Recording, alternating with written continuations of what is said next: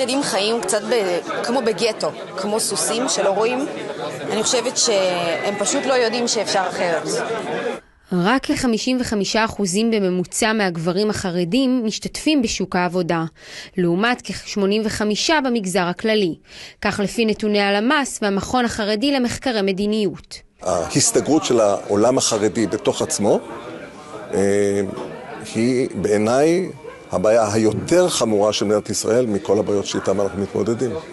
פעם ראשונה שלי בחיים שאני לומדת, ולהפתעתי, לא הייתי גרועה בזה. מי שדיברה עכשיו זו גילי, צעירה שחזרה בשאלה, נשרה מהלימודים בבית הספר כבר בכיתה ח' וכנגד כל הסיכויים הצליחה להתקבל ללימודי רפואה.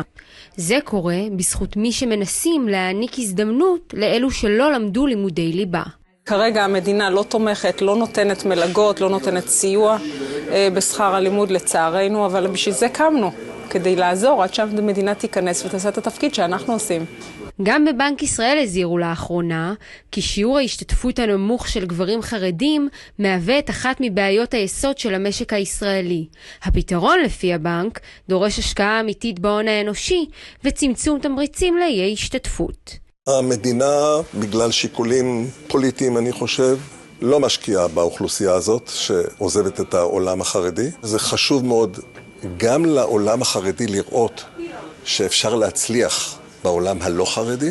חברת הגיימינג פלייטיקה ערכה בחודש שעבר את קרן יוצאים למצוינות, תוכנית סיוע לסטודנטים וסטודנטיות מצטיינים חוזרים בשאלה. לרוב הם מתנתקים מהמשפחה ומתקשים להתקיים כלכלית ולומדים במטרה להשתלב בשוק העבודה ולהתגייס לצבא. זה משמעותי במיוחד כשאתה לא יכול, כשאין לך מישהו אחר לבקש ממנו עזרה, במיוחד בלימודים תובעניים כמו רפואה, אז בזכות הקרן אני פשוט לא צריכה להשתגע. זה משהו שהוא היה לי מאוד מאוד חסר בעבר שלי, ופתאום אני מרגישה שזה הסביבה שלי, וזה גם קהילה וזה גם תמיכה. לפי מייסדי הקרן, לא מדובר רק בצורך של אותם צעירים בעתיד אישי טוב יותר, אלא גם בצורך של המשק הישראלי בידיים עובדות ושל צה"ל בחיילים, דווקא בימים בהם מונח על שולחן הממשלה חוק ההשתמטות. אתה שמח על ההחלטה להתגייס? כנראה שזה אחת ההחלטות, אם לא ההחלטה הכי טובה שעשיתי. המשמעות שזה נותן, לתת תרומה, להרגיש חלק בעצם מהמדינה הזאת, מהעם הזה. הם מקווים שהמדינה תבין, האחריות לפיתוח דור העתיד לא יכולה להישען רק על פילנתרופיה, היא צריכה להתחיל בתקציב המדינה.